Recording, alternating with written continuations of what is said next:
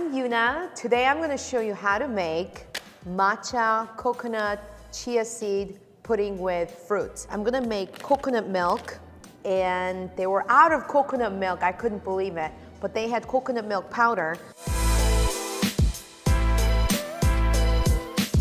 So what I'm going to do is, let's see. I'm going to follow the instruction and make coconut milk right here. So mix half package of coconut milk powder with about 80 to 100 milliliter of warm water. I've got about, I don't know how much water I have.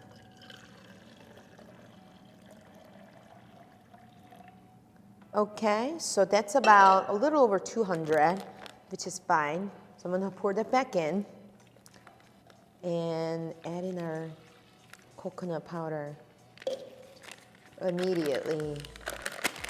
Not wasting any of it. Great. So right in here, I'm gonna start whisking it. That is coconut milk. Wow. Amazing. Now I have to wonder, it looks a little bit thicker too. If a lot of restaurants use this, is there a coconut milk substitute? Probably not, but I can't help but wonder. So I'm gonna whisk it until there are no chunks left. As I'm doing it, to be honest, this is a lot more work than just opening up a can. So if you can find a canned coconut milk, just go with that. Alrighty, good deal. Wonderful. So it's naturally frothy here. And since the water's pretty warm,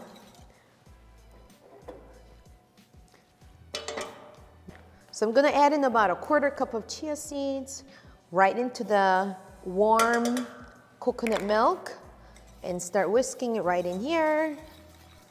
Oh yeah, this is a texture I'm looking for. Also, since I'm here, I'm just gonna add in our matcha powder, about a tablespoon.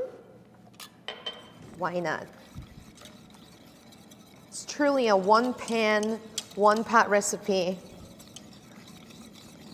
Add in as much matcha as you want. I'm looking for extra green color. So if 1 tablespoon wasn't enough, then I'm just gonna go ahead and add another. It's supposed to give you a lot of energy. Chia seeds are supposed to be energetic, like energy seeds.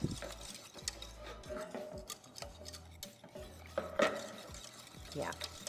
So I'm whisking it until there's nothing there, basically. No chunks, no clumps of matcha.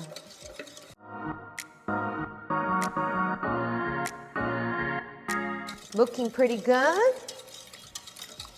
And from here, I'm just going to mildly season it.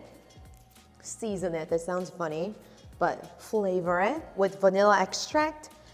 About a half teaspoon, and for natural sweetener, I'm gonna add in about a tablespoon of honey.